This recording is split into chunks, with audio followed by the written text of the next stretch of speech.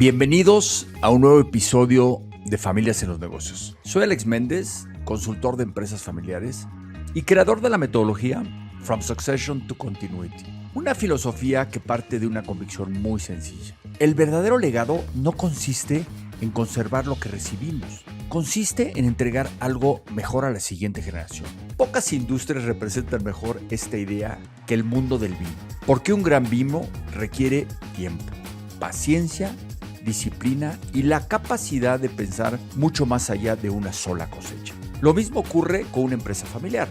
Las grandes familias empresarias no trabajan para el siguiente trimestre, trabajan para la siguiente generación. Hoy tengo el enorme gusto de conversar desde España con Juan Luis Méndez Rojo, director general de Grupo Vinigalicia, una empresa española cuya historia comenzó hace más de 80 años, con un hombre que simplemente comerciaba vino a granel. Se denominaban granelistas. Lo extraordinario no es cómo comenzaron, lo extraordinario es cómo cada generación fue transformando ese legado en un pequeño negocio familiar, a una bodega reconocida internacionalmente y que recientemente fue distinguida por producir uno de los mejores vinos tintos de Galicia. Pero detrás de ese reconocimiento hay una historia mucho más importante.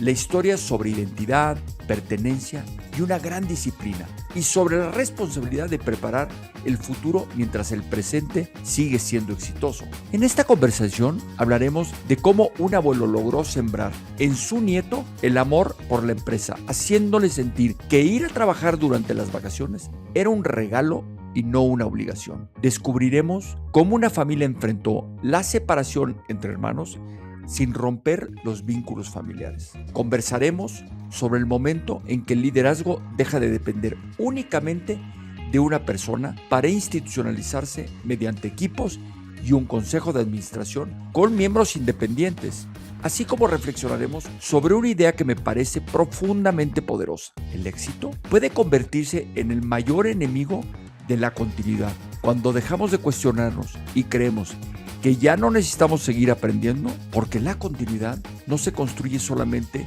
con grandes decisiones. También se construye con pequeños hábitos repetidos durante décadas.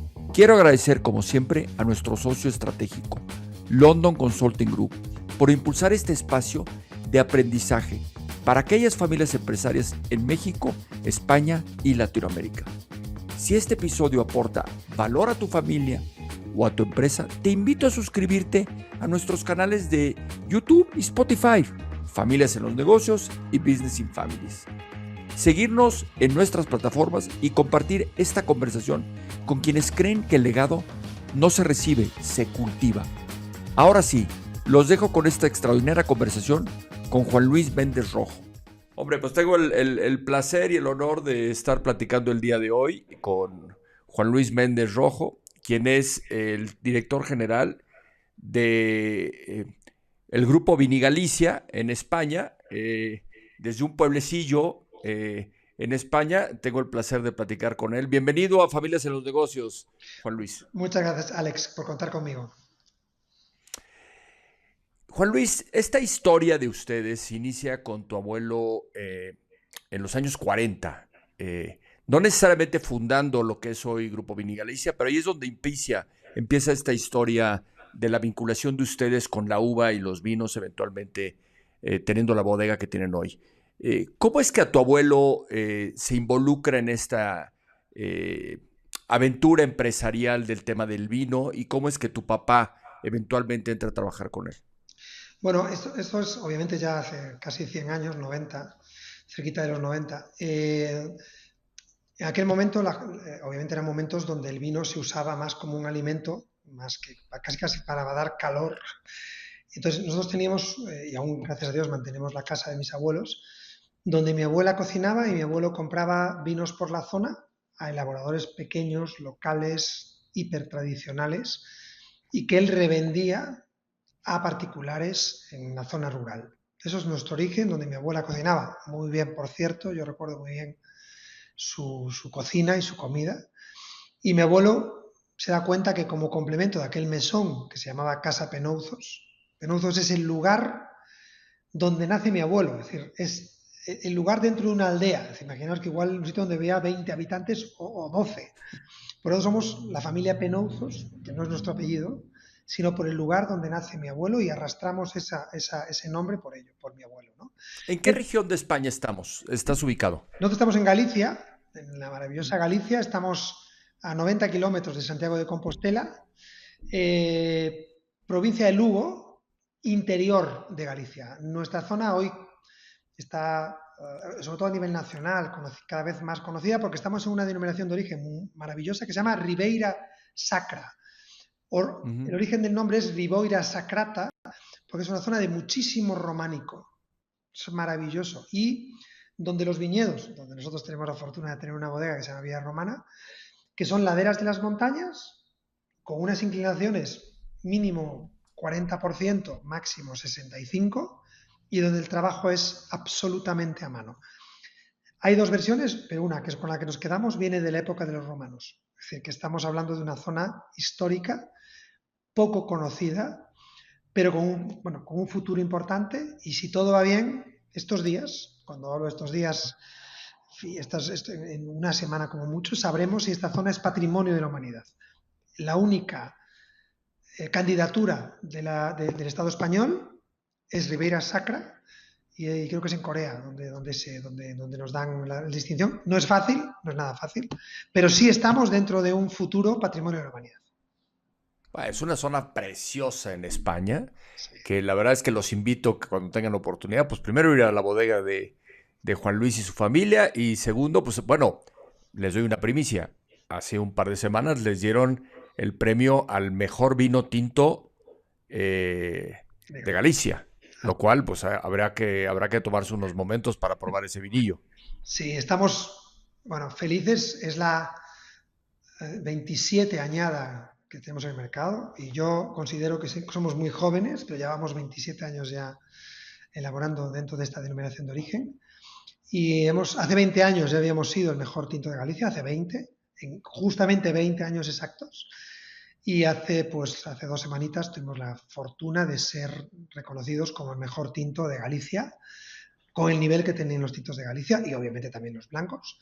Y estamos tremendamente orgullosos y encima con las pilas recargadas, porque cuando el reconocimiento de una cata ciega entre 400 muestras de vino, ser el número 1, pues nos hace felices. Y además en un Godello, una variedad de Godello, fuimos el tercer mejor Godello también de Galicia. Entonces estamos muy contentos y motivados para seguir porque vivimos de esto y somos felices, y estos reconocimientos nos animan, nos ayudan y nos confirman el camino decidido en el que estamos. Ahora, Juan Luis, hoy todo el mundo cree que este tema del vino pues, viene de centenas de años. Y la verdad es que no. O sea, en aquella época, cuando inician ustedes, con tu abuelo y también con tu papá, les llamaban ustedes graneleros. No realmente eran bodegueros ni vitivinícolas, sino es graneleros. Primero, ¿qué significa este término granelero? ¿Y cómo se migran a ser eventualmente vitivinícolas? O sea, que tienen las pobres vidas, las plantan, las cosechan y después las transforman en vino hasta que llegan a donde están hoy. Bueno, es la evolución propia del mercado. Nosotros nacemos, como bien decías, en el año 40 como hosteleros, casi taberneros, que nos gusta mucho la palabra tabernero, porque el tabernero movía vino, vendía vino, comías y bebías, la taberna, el peso es importante en el vino, nosotros éramos muy taberneros. Dentro de la bodega ahora, dentro de las bodegas, tenemos una taberna, porque nos gusta ese espíritu. Entonces, mis abuelos nacen como taberneros, donde la gente iba a comer, pero iba a beber bien. Es decir, donde te diferenciabas porque el vino estaba bueno, dentro de unos vinos tremendamente tradicionales. Y donde no existía el envasado, no existía la botella de vidrio. La gente venía allí y venía con sus garrafas o con sus barricas, no barricas para criar los vinos, sino para transportar los vinos. Y la gente bebía porque no había calefacción, porque hacía frío. Entonces, tú salías a trabajar a la mañana, es verdad que a la mañana no bebías vino, bebías más licores, aguardientes, porque te aportaba más calor, pero tú al mediodía siempre bebías vino y cenabas vino, porque te ayudaba a las digestiones y te daba calor. Entonces nosotros nacemos con ese concepto tremendamente tradicional, donde no existían las marcas, no había marcas. Tú lo que decías es que lo que tiene, en mi caso, Manolo, mi abuelo Manolo, decía, Manolo Penozos tiene un gran vino. Y eran vinos que iban, repito, una jarra o una garrafa, porque él se preocupaba de que los vinos que él compraba estaban bien. Entonces, eso hace que mi padre y mi tío, mi padre estudia enología, es un gran enólogo, está a punto de cumplir 80 años, pero es muy joven mentalmente y él se preocupa, y mi tío, que ya falleció, que en paz descanse, ellos dos se dan cuenta que no quieren seguir por la hostelería, montan una distribución, la descartan a nivel Lugo, llevaban cervezas, la descartan, y se dan cuenta que el mundo del vino podía ser algo con futuro. Siguen sin pensar en construcción de marca, pero empieza a consumirse el vino. El norte, España, el norte de España consume vino, el sur de España consume cerveza. Entonces ellos se dan cuenta, el norte, por un tema de temperaturas, hay un buen negocio para el vino, pero que no existen las marcas. Como mucho existían en Rioja, el resto no existían, no había esa cultura. Entonces ellos cierran el restaurante, cierran la distribución y en el 76, hace justo 50 años, mi padre, mi tío y mi abuelo, aunque mi abuelo fallece ese mismo año y nace mi hermana, ellos se dan cuenta que van a dedicarse solamente al mundo del vino de una manera no anónima, es decir, a granel. ¿A granel qué quiere decir? Ellos elaboraban vinos en cantidad y vendían a pequeños bodegones, particulares, bares, restaurantes, que vendían a nivel rural, a nivel urbano, en Coruña, en Santiago, en Vigo, y había mucha cultura de ese tipo, que la gente iba allí al negocio, pues a comprar para el consumo, o bien en la hostelería o bien en casa. Ese negocio, nosotros que aún lo tenemos, hoy por hoy representa como un 20% de nuestra facturación, 25 como mucho, hasta el año 97, que me incorporo yo, que mi padre unos años antes, ya sin estar con mi tío, ya él solo se da cuenta, o nos damos cuenta, que ese negocio tiene un futuro, tiene menos futuro, tiene poco futuro. ¿Por qué? Porque la gente empieza a beber por botellas, empieza a beber menos, pero mejor. Y la gente compra una etiqueta, le gusta saber más, crece, empieza a haber una preocupación, una cultura del vino, ya no solamente se bebe vino por beber, por calentarse, por ese aporte calorífico, alimentario que antes era el vino y por acompañar una comida, sin más, a disfrutar de un vino. Entonces, eso no, obviamente, en Rioja muchísimo antes, pero en otras zonas, en los 70, en los 80 y a partir de los 90 ya sí muy generalizado, llega un momento en que dices, hay que embotellar, hay que embotellar con calidad. España es el país más competitivo en el mundo del vino, no hay nada como España a nivel competitividad, es unas producciones muy altas con una calidad muy buena y unos precios tremendamente competitivos, por eso estamos en todo el mundo. Y ellos se dan cuenta que hay que empezar a embotellar, sobre todo en ese sentido ya mi padre. Y yo me incorporo, al dejar Santiago de Compostela la carrera, me incorporo en el 97 y en aquel momento solo como vinos de mesa. ¿Qué son los vinos de mesa? Los que no tienen una denominación de origen, una zona demarcada, ¿no? Y es cuando nos damos cuenta que tenemos que dar ese paso de calidad embotellada y hacer marca, que el consumidor pague por lo que hay dentro de esa botella identificado por una etiqueta. Esa es la decisión que tomamos. Esa fue la transformación de algo tremendamente anónimo y muy, muy rural, muy urbano, pero sin una preocupación por el marketing o por la construcción de marca, a todo lo contrario, a construir marca para tener futuro. Juan Luis, comentas dos cosas. Uno, ya tu tío deja de estar en la compañía por una decisión mutua de hermanos de decir, yo mi rama familiar me quiero quedar con el negocio. Y la otra es, pues tú te integras al negocio en el 97. Y algunas familias se preguntan, ¿deberían de siempre trabajar los hijos o las hijas en el negocio familiar? Hay opciones, la gente quiere perseguir sus sueños, pero tú algún día me comentaste que de joven tu abuelo y tu papá te regalaban venir a trabajar al negocio. Para ti era un regalo y eso te dio un sentido de identidad y de pertenencia con el negocio. Entonces, cuando tu padre te pide, pues para ti no había opción. Este era el lugar donde querías estar, que no necesariamente para todo el mundo es igual. Pero abordemos el tema de tu papá y tu tío y después el tuyo. Sí, las empresas familiares que son maravillosas tienen problemas importantes. Y mi padre y mi tío chocan como trenes, y la empresa sufre porque había dos maneras de ver la empresa. Y se sufrió mucho a nivel empresarial y mucho a nivel familiar. Mi padre y mi tío están 16 años sin hablarse. Es un tema difícil, se separan, pero están dentro del propio negocio de nuestra empresa en común, chocan durante más de 5 años hasta que consideran que uno u otro tienen que quedarse con el negocio del vino.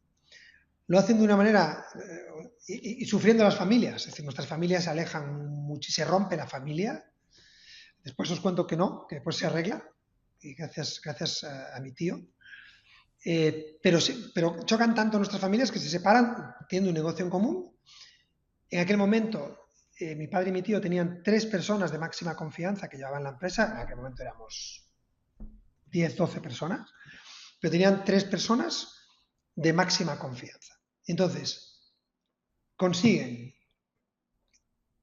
que se llegue a un acuerdo porque esas 3 personas neutrales deciden que sea mi padre quien se queda con la bodega. Es decir, toman una decisión difícil, una decisión de no subastar, sino se pone un precio, pero que ese precio, esas personas que vivían la empresa con mi padre y con mi tío, sean ellos quienes decidan quién debe de seguir con la empresa. Sigue mi padre, yo feliz, yo recuerdo eso, pero bueno, yo tenía 16 años en aquel momento, ¿no? Pero lo vivo muy de cerca esa decisión. Y mi padre, bueno, pues se queda solo y yo me incorporo unos años después. Mi tío, que era un gran empresario también, ya toma otra decisión, monta una sidrería, una sidrería, esta zona es muy de manzanas, entonces, bueno, después una destilería, bueno, la verdad que los dos son grandes empresarios y gente con mucha iniciativa, pero cada uno sigue por su camino. Y curiosamente, 3 años antes de fallecer mi tío, un poco menos, igual 2 y algo, mi tío aparece un día en la bodega y dice, quiero hablar con mi hermano, la empresa no puede romper una familia, ¿no? Y hoy por hoy nuestra familia, por desgracia mi tío ya hace como más de 10 años, probablemente más de 12 años que falleció, pero hoy nuestra familia está muy unida. Pero por ese paso que mi tío, digamos que sin orgullo, decide volver un día, aparece aquí, donde estoy yo ahora mismo grabando, a 5 metros, y él aparece que quiere ver a su hermano. Después de 12 años o más, no más, 16 años sin hablarse. Y desde ese día vuelven a ser hermanos, con lo cual es una historia que contamos mucho en casa, y yo cuento a amigos míos que han sufrido cosas parecidas con sus hermanos que no dejen pasar 16 años. Y que un negocio no aleje a las familias, que muchas veces es por no hablar. Y ellos no hablaron, ¿eh? Pero mi tío sabía que tenía una enfermedad y que le quedaba cierto tiempo, y dijo, yo no me voy así. Entonces, pero esa decisión fue muy valiente y muy bonita porque hoy nuestra familia está tremendamente unida y nosotros no tenemos en Vinigalicia una destilería porque trabajamos con mis primos, ¿sabes? Descartamos totalmente y nuestros aguardientes, licores, los elaboran mis primos y estamos hiper unidos. Pero fue esa decisión muy difícil porque antes era cómo me separo porque pensamos totalmente distinto, pero me tengo que acercar porque la familia es lo más importante. Entonces fue muy duro, pero fue muy bonita esta historia. Pues gracias por compartírmela y eso nos deja una gran lección a todos los que estamos vinculados a empresas familiares, como tiene que haber voluntad y apertura y humildad y quitarnos el ego de encima de decir, la familia es una cosa, el negocio es otra, Sí, pero lo que queremos es que perdure en el tiempo. sí. Y este sentido de pertenencia que a ti se te inculca, que lo traes en la sangre, que empieza con tu abuelo y con tu padre que te invitan y te dicen, te regalo venir a trabajar. Para ti era un regalo, no era un castigo que en los veranos fueras a las bodegas, a ver las vides, a contar las botellas y demás. ¿Influyó para que tú, cuando salieras de estudiar en Santiago de Compostela, decidieras incorporarte con tu papá? Totalmente. Para mí era, y recuerdo yo desde los 4 años, yo estar en la bodega con mi abuelo era maravilloso. Yo compartir con mi abuelo una barrica, empujarla o limpiar o lavarla o atender a un cliente. Y en mis veranos estar aquí en Vinícola de Chantada, limpiando un depósito, cargando un camión o llevando una máquina, que hoy está tremendamente prohibido. Pero eso hizo eh, ese era un regalo que me hacía mi padre.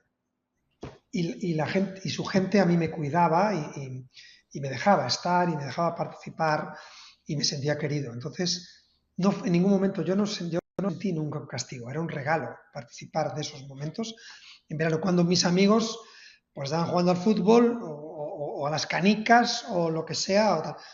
No, yo recuerdo que alguna vez algún amigo mío decía, pero ¿por qué estás con tu padre? Yo disfrutaba estando con mi padre o con mi tío el tiempo que estuvo o con los trabajadores que les aprecio muchísimo y que me enseñaron mucho, ¿no? Creo que lo hizo muy bien mi padre, yo lo intento ejecutar con mi sobrino, donde al final es un ejemplo y un regalo y participar de los buenos momentos. Y a mí eso me cambió, yo entendí la pasión que tenía mi padre. Mi padre nunca tuvo vacaciones, nunca quiso vacaciones, pero porque disfrutaba, mi padre disfrutaba de las conversaciones, disfrutaba de las negociaciones, disfrutaba de las elaboraciones, o disfruta de las elaboraciones, es decir, de todo eso, y yo lo veía a mi padre. Yo veía a mi padre sentado con sus clientes, con sus proveedores, con sus empleados. Y yo nunca vi a mi padre sufriendo por ello. Yo tengo grabado ese disfrute de mi padre de lo que era el negocio con el sacrificio horario que había. O sea, al final a mí Galicia es muy matriarcal. Al final quien educa en Galicia son las madres, porque las madres y las abuelas son las que están en casa, los padres, y yo lo viví así, ¿no? Pero claro, yo tuve la suerte de vivir, que fue muy distinto cuando yo iba en verano a cuando de repente trabajo con mi padre. Yo en verano, mi padre era mi padre, cuando eran vacaciones. Cuando empiezo a trabajar con mi padre es mi jefe. Y eso es totalmente distinto. Ahí sí que ya hubo momentos tremendamente complicados. Y hasta que tú demuestras que puedes liderar, cuesta muchísimo. Pero a mí me enamoró, me ayudó a que yo me enamorase de este mundo, a que entendiese el mundo del vino y a que tuviese visión en el mundo del vino. Porque yo cuando me incorporo, yo le digo a mi padre, papá, me encanta el mundo del vino, pero no podemos quedarnos donde estamos. No es suficiente lo que estamos, y me equivoqué en muchas decisiones, pero mi padre, una de las cosas que mejor hizo mi padre es que nunca me dijo que no a las decisiones, aún sabiendo que me iba a equivocar. Y me equivoqué en dos enormes, pero enormes que perdimos mucho dinero. Él lo sabía, pero dejó que me equivocase, porque era mi decisión, equivócate. Aprende de esa equivocación. No nos jugábamos. Algún día me dijiste que definiendo a tu papá, le dices que es un hombre muy sabio y me gustaría traer a colación dos frases que me compartiste que se me hacen fantásticas. Dice, lo que no son cuentas son cuentos, Esa es de un gran amigo, esa no es de ¿no? mi padre, esa es de José Manuel Ferreño, es un consejero nuestro y uno de mis grandes, grandes amigos, hoy CEO de Miguel Seroski, uno de los grandes supermercados del noroeste español, y me decía, Juan Luis, lo que no son cuentas son cuentos, y lo tenemos en nuestra sala de catas, ¿eh? Lo que no son cuentas son cuentos. Mi padre tiene otra muy buena, que te la comenté, que es hay que hacer haciendo. Porque aquí siempre Haciendo. estamos, siempre estamos con, no, es que hay que hacer, y te quedas sin que hay que hacer, como una nebulosa, como una intención, como ya lo haremos, o algún día. No, mi padre dice, no, si no lo haces haciendo, no lo estás haciendo, no lo haces. Entonces, y es verdad, se queda mucho en intenciones, y como no lo hagas, ya llegas muy tarde. ¿Sabes? Claro. Y hoy caducamos pronto, ¿no? Sí, comentaste algo interesante. O sea, hay dos roles aquí, el de padre y el de jefe, ¿no? Y pues como jefe no es fácil quitarte estos roles y estas cachuchas de encima. También tuviste el privilegio de trabajar con tu hermana en la bodega.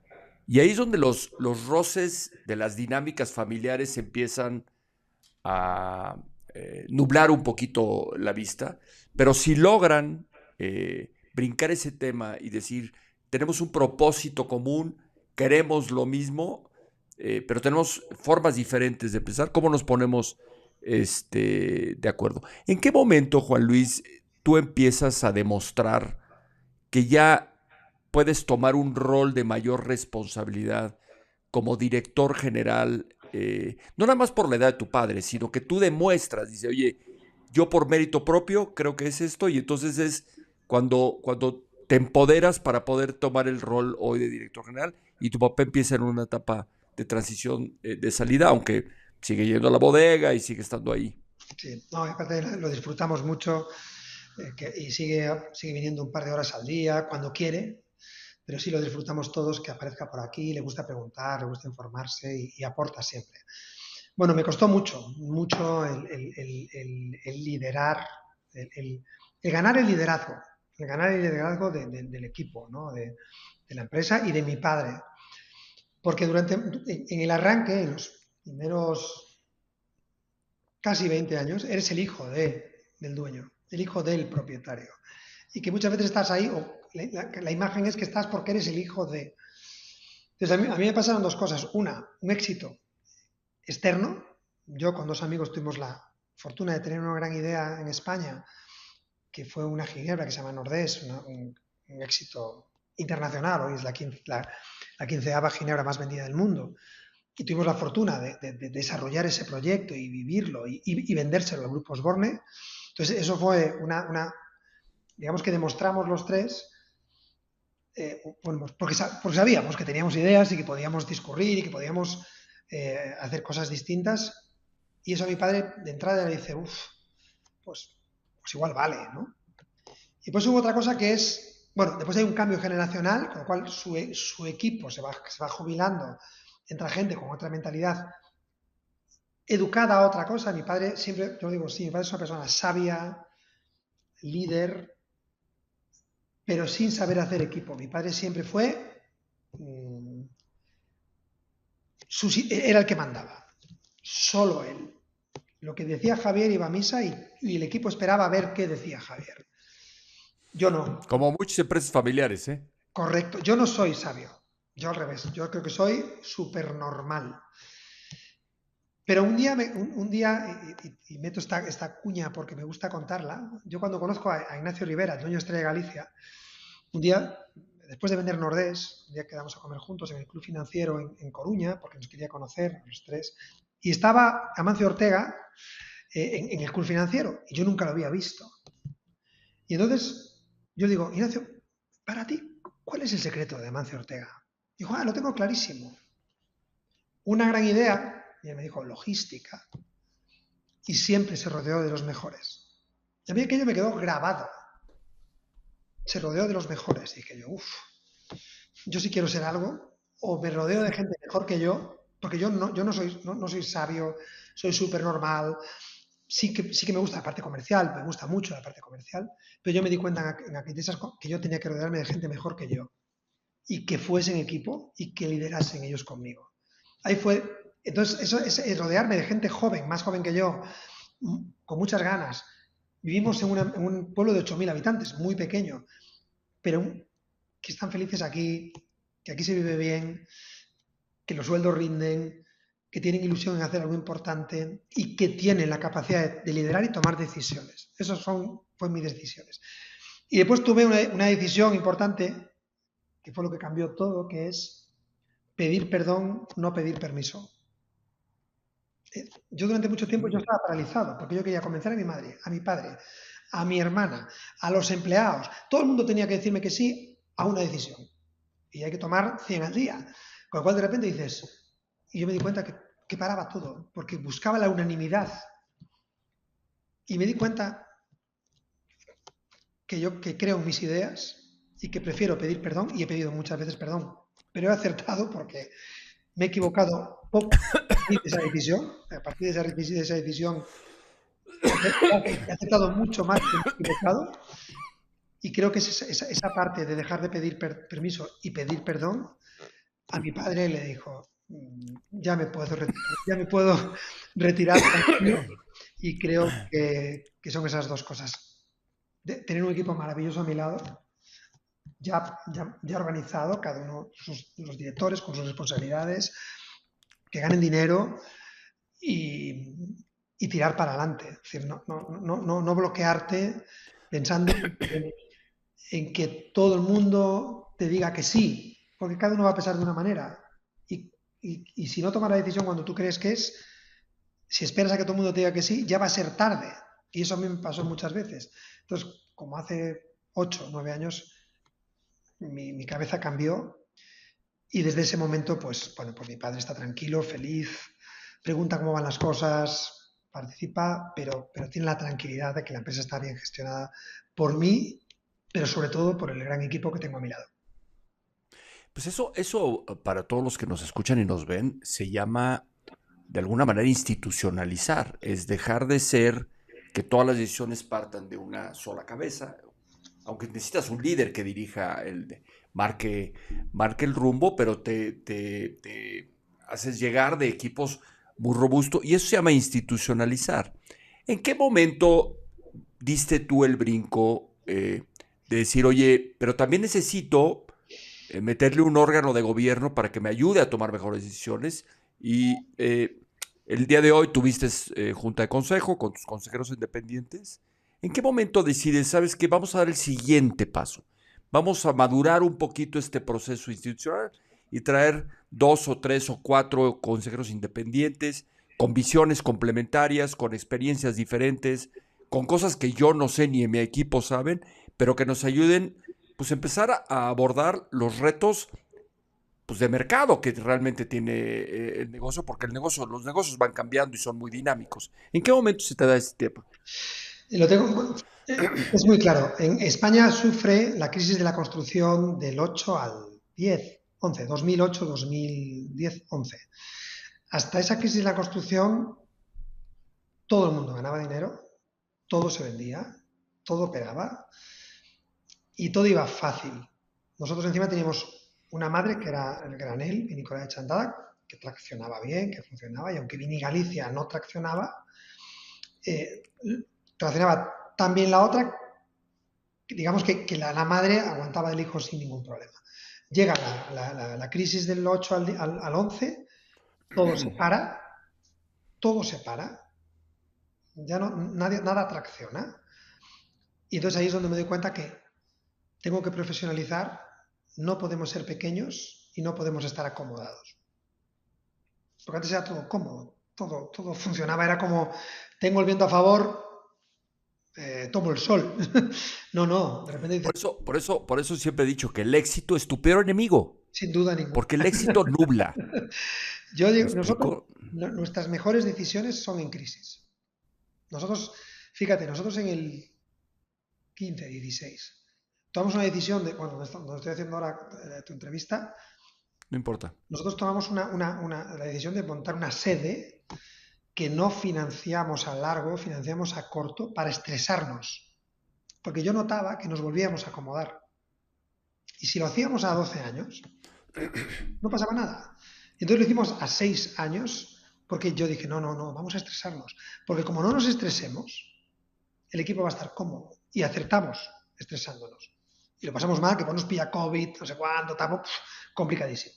Pero las crisis a nosotros nos vinieron muy bien. Estamos en una crisis ahora también, ¿eh? En España no está bien ahora mismo. Está en un momento muy complejo y también nos está ayudando a volver a tomar decisiones valientes. Pero en ese momento del 8, 10, 11, yo me doy cuenta que no tengo ni idea de cómo crecer, que el equipo era de mi padre, que tal, que estábamos hiper acomodados, que vivíamos de 4 camiones que se movían por Galicia y de repente se para todo. Y ahí es donde digo, yo solo no sé de esto. Entonces, monto un organigrama que nunca había existido. Había un organigrama que era mi padre. Se acabó. No había otro organigrama. Había una persona y nada más. Y monto un organigrama donde digo, aquí vamos a organizarlo. Tuve la gran fortuna de tengo gente muy buena, pero encima esta gente es más joven que yo, con poca experiencia, menos uno que venía de una auditoría, que es nuestro controller Robert, pero que tampoco conocía del mundo del vino. Digo, ¿qué hago? Alguien me tiene que echar una mano. Y tengo la gran fortuna de tener muy buenos amigos empresarios y les cuento este problema. Digo, oye, tenemos un problema, nos vamos a pasar muy mal, lo estamos pasando muy mal, no sabemos si tenemos que hacer concurso, no tenemos que hacer concurso. Y recuerdo que en una conversación me hizo un amigo, yo te ayudo, pero te ayudo de una manera institucional. Monta algo donde no es una comida, donde yo te cuento dos cosas. No, institucionaliza este sistema. Pues hace unos 14 años. Y llevamos 14 años, una vez al mes, menos agosto, donde dos consejeros externos, que nos ven desde arriba, porque son grandes profesionales, con mi equipo de dirección, analizamos cómo está la compañía, pero cada vez vemos menos los números, porque ya es ¿El pasado, pasado? sino que miramos no miramos para los libros, miramos para arriba. Y hoy hemos vivido una sesión maravillosa, estamos con una decisión muy chula de crecimiento, y de repente te das cuenta que antes pasábamos el tiempo mirando el pasado, analizando los números y aquello, tal, y dices, si eso ya pasó. Entonces, y ahora tenemos dos profesionales con la copa de un pino. Uno, José Sedano, fue director general de Osborne, y ahora otro es Manuel López, que fue director comercial de una gran empresa aquí en Galicia, que se vendió hace muchos años. Gente tremendamente profesional, tremendamente bueno, íntimos amigos míos, y que nos han dado una visión externa sin vivir de esto, con lo cual es distinto. Mis directores, pues pueden cohibirse un poco más hablando hacia mí, que no, pero tienen ese respeto a, que es el jefe. Ellos dos, y antes José Manuel Ferreño que estuvo, cero. Son duros, nos abren los ojos, nos guían. Creo que es de las decisiones, probablemente la decisión más importante e inteligente que yo tomé en 15 años es crear un consejo de dirección con consejeros externos totalmente independientes. Nos cambia día a día, porque nos motivan, nos exigen. Si no, parece que es bueno ver qué dice Juan Luis. Bueno, si Juan Luis está contento, muchas veces yo estoy contento y mis consejeros no lo están, porque saben que podemos hacerlo mejor. Y a mí, curiosamente, me exigen a mí ser mejor. Lo cual creo que es...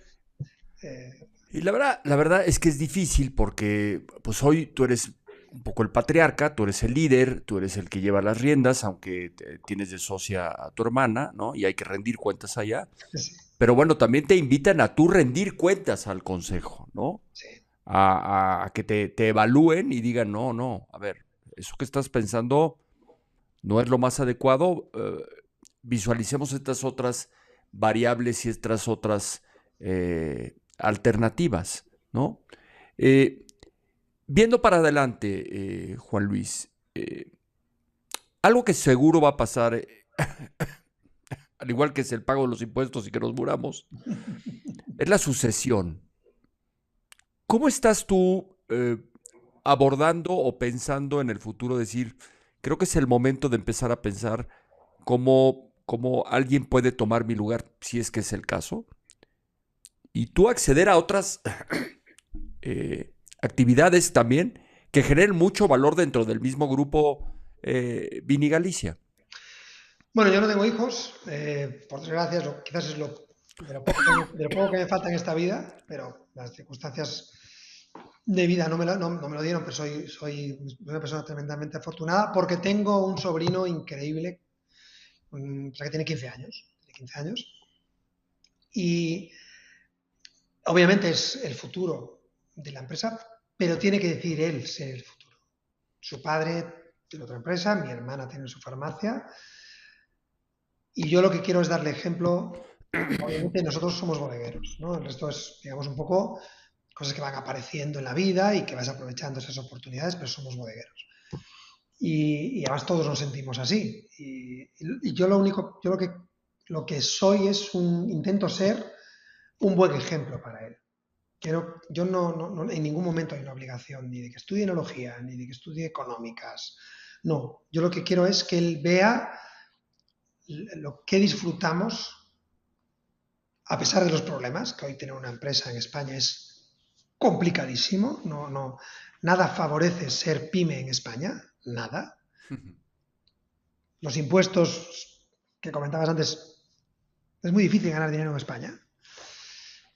El IBEX gana mucho dinero, el resto, lo que no es IBEX, sobrevivimos. A veces me preocupa mucho ese caso aquí. Pero aún así, yo disfruto mucho y disfruto mucho de tener un equipo a mi lado, de que hace poco éramos 15 personas, hoy somos 62, de que hace nada teníamos 2 bodegas, ahora tenemos 5, que estamos en 48 países, que tenemos que resulta que cambia el hábito de consumo y tienes que lanzar otro tipo de vinos con baja graduación. Es decir, yo esas cosas son las que comparto, participo. Te comentaba en alguna conversación, nuestro consejo de familia es la cocina de mi madre. Y ahí está Javi, que es mi sobrino y tal. Y a mí me gusta compartir lo malo y lo bueno para decirles, pues mira, estamos pasando mal, pero mira, esto está bien. Y ahora, joder, nos dieron un premio como mejor tinto de Galicia. O vamos a lanzar un vino con 5.5 en una botella azul. ¿Sabes? Esas cosas que dices, padrino, explícame, ¿no? Bueno, pues yo busco esa emoción que yo vivo y que la bodega vive, ponerla en valor para que él le enganche, pero que sea su decisión. Yo creo que si yo fuerzo a Javi a que sí o sí tiene que ser bodeguero, va a ser un mal bodeguero. Y probablemente o acabe vendiendo o acabe lo que sea. Esto es pasión, porque no hay vacaciones, porque no ganas tanto dinero, porque hoy la empresa, el autónomo, tenía que ganar más dinero. En España no ganamos dinero, sobrevivimos, pero no ganamos dinero. Entonces dices, con todo ese esfuerzo, pero que es pasión lo que tenemos. Entonces, eso es lo que compensa todo. Y tú que llegues a un restaurante en Madrid y veas una botella de tu vino porque alguien lo haya pedido, ya te compensa, ya eres feliz, porque alguien ha pedido un vino que tú no conoces de nada, ese señor o esa señora, pero quiere tener 1000 ríos, que es un godello nuestro, encima de la mesa. Esas pequeñas cosas nos dan tanta satisfacción que es justo lo que yo quiero. Ser espejo, porque creo que pocas cosas son tan bonitas como el mundo del vino. Pero tienes que saber el sacrificio que tiene. Creo que como cualquier empresa, pero esta tiene un sacrificio de que cada año es distinto, de que aquí no fabricamos, aquí elaboramos, que hay un cambio climático que influye, que hay un problema de personal que influye muchísimo, que hay un cambio de hábitos de consumo, pero esa exigencia diaria es maravillosa porque te hace mucho mejor y porque además hace que tu equipo cada vez sea mejor porque los malos no se quedan. Porque esta exigencia es tan alta que la gente mala no se queda.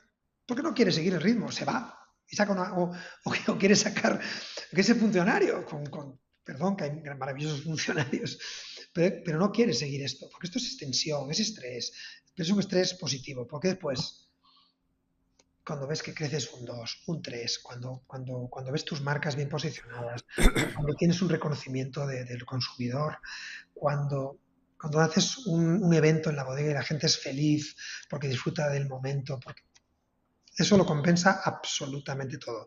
Con lo cual, busco ser espejo positivo para que la sucesión, para que llegue la cuarta generación y sea igual de feliz que soy yo o que fueron las anteriores. Mira, después de haber platicado con de veras centenares de familias alrededor del mundo en este tema, las circunstancias de familia y de negocio no se miden en el número de facturación, porque los problemas son los mismos. Lo que cambian son las personas, son las formas de ver la vida.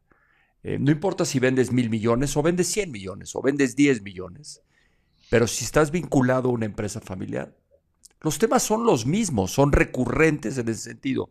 Lo que sí te puedo decir es que ustedes como familia han ido abordando los retos y poniendo al andamiaje de lo que va a ser el futuro de la cuarta y la quinta y la sexta generación, ¿no? Dios te oiga, Alex. Hay ciertos roles, Juan Luis, en donde dices, pues habrá un momento en donde probablemente no haya un operador miembro de la familia, sino un dueño responsable, que es tan importante uno como el otro. A ti te ha tocado ser un buen operador y un dueño responsable. Pero no necesariamente esa historia se va a repetir en las siguientes generaciones, y lo puedes ver en la historia de muchas de las familias centenarias que que hay, ¿no? En donde profesionalizan tanto el equipo, que tú lo has hecho en una forma magistral, ¿no? En donde dices, oye, pues yo ya no tengo las habilidades para dirigir el negocio, pero sí para ser un dueño responsable, dar el guía, dar el propósito, decir hacia dónde vamos y rodearte mucho más robustamente de un consejo consultivo Sí. mucho más fuerte, mucho más robusto, mucho más acorde a los retos que el mercado y el negocio. Lo único que es seguro es que el cambio es constante. Uf, Eso siempre va a pasar. Yo creo que son momentos de circunstancia, sí, ¿no?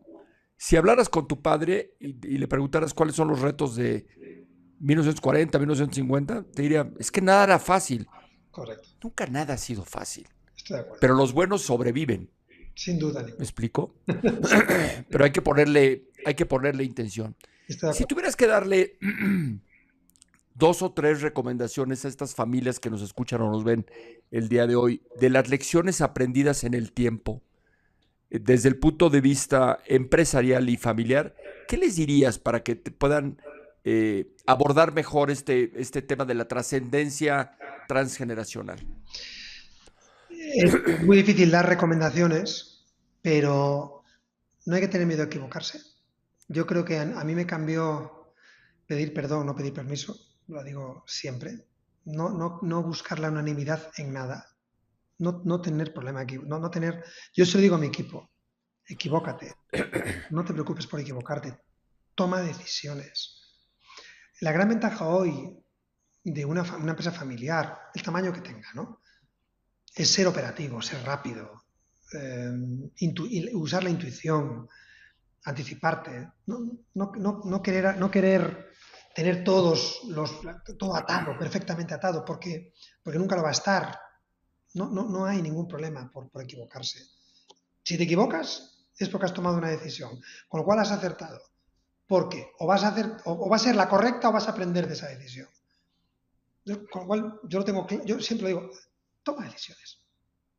Yo creo que en nuestra historia nunca hemos echado a nadie por tomar una decisión. Nunca, aunque sea equivocada. Creo que es al revés. Y quien no toma decisiones no aporta. Quien toma aporta muchísimo. Por lo cual eso es lo primero. Sin duda ninguna, otra cosa que a mí me ha funcionado es rodéate de mejores que tú. Y déjalos que decidan, y déjalos que lideran. Y que ganen dinero. Que ganen dinero. Es imprescindible reconocer a los buenos. La gente tiene que ser, a mí me prohibieron hace unos años usar la palabra feliz en la empresa, la vuelvo a usar. Tienes que ser feliz en la empresa y tienes que disfrutar de lo que haces y obviamente ser reconocido. Hoy el empresario tiene que enamorar a su equipo, antes era al revés, el equipo enamoraba al empresario para tener trabajo, hoy no. Hoy el empresario tiene que enamorar, y yo, una de las mayores cosas que más invierto, porque es en lo que creo, es que mi equipo se sienta orgulloso de formar parte de Vini Galicia o de Méndez Rojo, ese sentimiento de pertenencia a un proyecto a largo plazo. Para mí es básico. Con lo cual, rodéate de los mejores, págales bien, dales un proyecto y soñar. Yo tengo claro que si no sueñas, los pies en el suelo no puedes. Sí, pero sueña en grande. Nosotros, repito, partimos de una taberna, hoy estamos en 40 y tantos países y aunque tengamos muchos años, estamos empezando. Entonces yo creo que esas 3 cosas de soñar, rodéate de los mejores, toma decisiones y después separa el ámbito de. Yo que te comenté un día con mi hermana, ¿no? Mi hermana, que es mi mejor amiga, la mujer más importante de mi vida, con mi madre obviamente, es diferenciar en la empresa, es tu jefe tu padre, o es tu jefe tu hermano, o es tu jefe tu hermana. No es tu hermano ni es tu padre. No, en ese ámbito hay un escalafón y hay que sacar la parte familiar y diferenciar ese momento de esa dureza o esa exigencia en el día a día es por el bien de la empresa. Entonces, tenemos que asumir esas cosas. Hay que asumirlas, aunque te duelan, pero hay que asumirlas. Después en casa ya puede ser otra historia, ¿no? Pero creo que también diferenciar esa parte maravillosa de la empresa familiar no trasladando, no sacando el ámbito profesional a la familia, que no choquen esos dos ámbitos, porque a veces causan muchos problemas, ¿no? Entonces yo creo que esa parte familiar tiene que salir de la empresa, y disfrutar la familia fuera de la empresa, y dentro de la empresa profesionalizar al máximo y entender las exigencias. Y además yo entendí mucho a mi padre, que mi padre me exigía mucho más a mí o a mi hermana que a sus empleados, porque quería que fuese mejor. Es lógico. Si mi padre quería que yo liderase o mi hermana liderase en su momento, quiere que seas el mejor. Si yo no te exijo, vas a ser normalito. Pero claro, te duele, porque dices, ¿por qué me da tanta caña? si soy su hijo, tiene que al revés, No, cero mimos. Ahora lo entiendo. Y al final lo que te está educando de una manera difícil, porque yo creo que era más difícil para él que para nosotros, pero el resultado creo que es bueno, porque te ayuda a ser mucho mejor.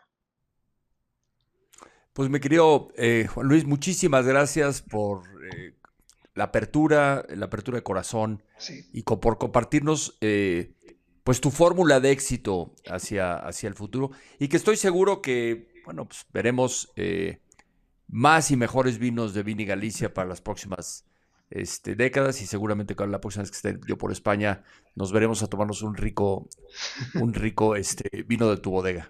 Estoy deseando que estés aquí, compartir. Estoy deseando que nuestros vinos estén más en México. Sabes que yo tengo un empeño personal soy enamorado de vuestro país, es maravilloso, y además cada vez se consume más vino, con lo cual, por un lado las personas, por otro lado el país, y por otro lado que encima bebéis vino, con lo cual espero verte a ti aquí, y que tú me veas ahí con las personas, con Sandra, que le doy las gracias por presentarnos, Ujú. y que nos veamos ahí, y que pronto nuestros vinos estén más presentes en ese maravilloso país. Cuenta con ella lo que yo te pueda ayudar. Gracias por participar en Familias en los Negocios. Gracias, Alex. Un abrazo para todos. Gracias. Qué conversación tan inspiradora. Mientras escuchaba a Juan Luis, no podía dejar de pensar que una empresa familiar se parece mucho a un buen viñedo. Ninguna generación disfruta por completo el fruto del trabajo que comienza. Cada una planta, cada una poda, protege y fortalece algo que muchas veces será la siguiente generación quien las coseche. Y quizá esa sea la esencia de la continuidad. Pensar más allá de nosotros mismos.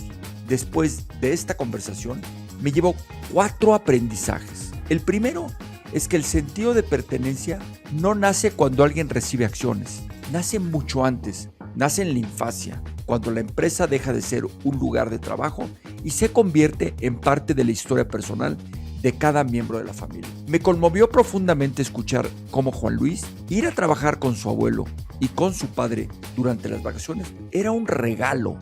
Ahí comenzó realmente su sucesión. Mucho antes de ocupar la dirección general, la segunda lección es que la evolución exige valentía. Cada generación tuvo que transformar el negocio. Pasaron de comercializar vino a granel a construir una marca reconocida internacionalmente.